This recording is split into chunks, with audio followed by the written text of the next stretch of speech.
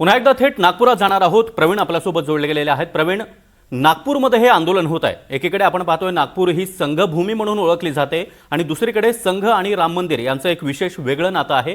अशा स्थितीमध्ये मुंबईनंतर उद्धव ठाकरे अर्थात शिवसेना ठाकरे गटाकडून थेट नागपूरची निवड होणं, यामागे नेमकं काय समीकरण, कसं राजकारण म्हणावं यामागे?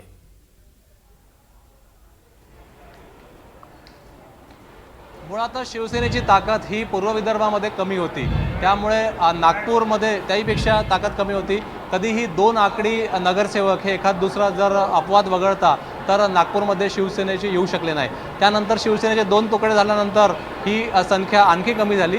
त्यामुळे कार्यकर्त्यांमध्ये जोश निर्माण करण्यासाठी, उबाटाच्या शिवसैनिकांना जोश निर्माण करण्यासाठी हा कार्यक्रम आयोजित करण्यात आला असावा असा जो अंदाज आहे तो राजकीय वर्तुळामध्ये व्यक्त केला जातो आहे। आता या ठिकाणी पाहू शकतो आपण की इथं उपस्थिती जी आहे ती उपस्थिती जेवढी उबाटाला पाहिजे होती तेवढी नाही आहे। या मंदिरातही आपण खुर्च्या सध्या ज्या पाहतो आहे इथे पदाधिकारी जे उपस्थित असणं आवश्यक होतं ते पदाधिकारी पण नाही आहे। म्हणजे नागपूर जिल्हा, हिंगणा, बुटीपुरी या ठिकाणून लोक गाड्यांनी येणं अपेक्षित होतं, ते आलेलं नाही आहे। त्यामुळे आज हे शक्ती प्रदर्शन जे आहे हे शक्ती प्रदर्शन कार्यकर्त्यांमध्ये उत्साह भरण्यासाठी जे करण्यात आला होता, त्या कार्यकर्ते जर उपस्थित राहत नसतील तर मग शिवसेनेचं पूर्व विदर्भातलं जे भविष्य आहे ते आगामी काळामध्ये कसं असेल याचा अंदाज घेतला जाऊ शकतो।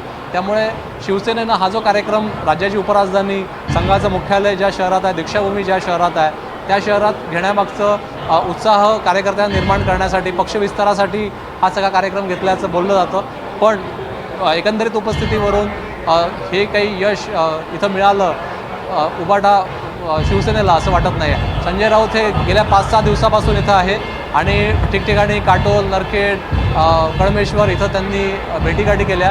पण असं असतानासुद्धा ज्या ताकदीनं इथं नेते, कार्यकर्ते येणं अपेक्षित होतं तेवढे आज इथं पोहोचतात का हे आता 5 वाजता जेव्हा हा कार्यक्रम मुख्य सुरू होईल तेव्हा कळेल। नक्कीच प्रवीण, त्यामुळे उद्धव ठाकरे जेव्हा या ठिकाणी दाखल होतील तेव्हा पुन्हा एकदा आम्ही तुमच्याकडून स्वाभाविकपणे माहिती जाणून घेऊ आणि या कार्यक्रमाकडे आपलं लक्ष असेलच। धन्यवाद या माहितीसाठी।